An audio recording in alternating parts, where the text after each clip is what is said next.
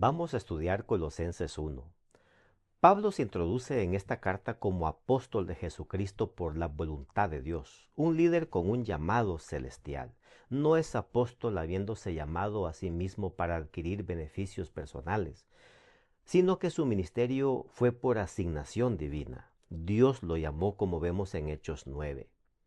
El énfasis en este capítulo está en la actitud de Pablo de orar por Colosas. Oramos por vosotros, dice el verso 3. No cesamos de orar por vosotros, le dice otra vez en el verso 9. Pablo no podía quedarse en la iglesia que fundaba. Por eso les escribía para animarlos. Pero además de eso, oraba incesantemente por todos los hermanos. El apóstol no tenía teléfono para llamar a los hermanos, pero siempre tenía el teléfono celestial para hablar con Dios de los hermanos.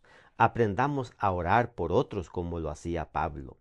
Este hombre oraba a Dios para que los colosenses fueran llenos del conocimiento de Dios, para que ellos agradaran a Dios, llevando fruto en toda buena obra, para que fueran fortalecidos en el poder de lo alto y para que obtuvieran fortaleza y paciencia, dice el verso 11. El apóstol deseaba el crecimiento y fortalecimiento de cada hermano de la iglesia de Colosas, porque así podrían ellos hacerle frente a las pruebas. Después Pablo introduce el tema central de su epístola, que es la exaltación de Cristo. A todas luces vemos que él describe a un Jesús Dios. Colosenses trata de Cristo, pero como Dios.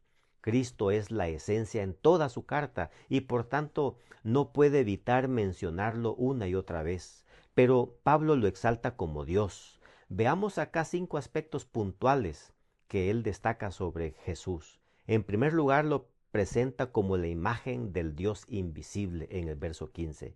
Imagen es una copia o semejanza de algo, en este caso de Dios. Es decir, Jesús es otro como Dios, uno de la deidad. También lo menciona como el primogénito de toda creación. Cuando la Biblia habla de primogénito lo hace en sentido cronológico, pero con mayor frecuencia alude al sentido de preeminencia, de posición o rango. Por el contexto, ese es el sentido acá. Él es el primero en rango, pero también lo presenta como el creador. Todo fue creado por medio de él y para él, dice el verso 16. La Biblia destaca que Jesús estaba presente en la creación y no solo eso, sino que por medio de él y para él fueron creados todos los mundos, principados, potestades, dominios, es decir, todos los niveles celestiales que dependen de él y están debajo de él, dice Pablo. También Él es antes que todas las cosas, dice en el verso 17 Pablo. Él deja claro acá la preexistencia de Jesús como un ser inmortal no creado. Antes de cualquier cosa que existiese en este mundo, Él ya estaba porque Él es Dios. Y por medio de Él, dice también, Dios viene a reconciliar consigo todas las cosas. Es decir, lo presenta también como el redentor del mundo, como Jesús creador, pero también Jesús salvador, nuestro redentor. Él nos hizo, pero como pecamos, se hizo cordero para redimirnos, nos salvó del pecado. Pablo termina recordándoles a los colosenses, es necesario, hermanos, que permanezcan fundados y firmes en la fe, sin moverse de la esperanza del evangelio que ustedes han oído.